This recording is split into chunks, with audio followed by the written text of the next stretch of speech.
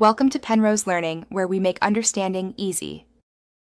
In this video, I will explain how to replace a Ford Fiesta fan belt.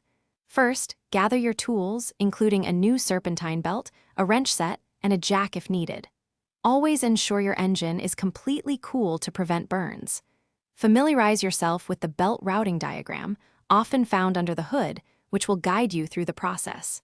Safety first, so disconnect the negative battery terminal before you start.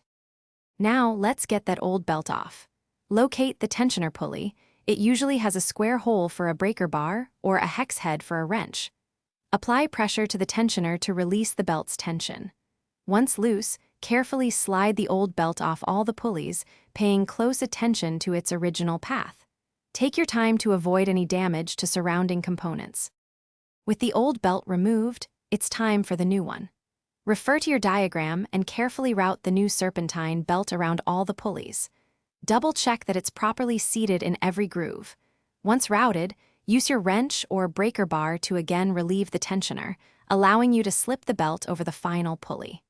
Slowly release the tensioner, ensuring the belt remains correctly positioned. Before you finish, do a thorough visual inspection. Make sure the new belt is perfectly aligned on all pulleys and has the correct tension. Reconnect your battery terminal. Start the engine for a moment and listen for any unusual noises or wobbles. If everything sounds good, you're all set. Don't forget to check the description for a link to the new Kindle Paperwhite and other great deals.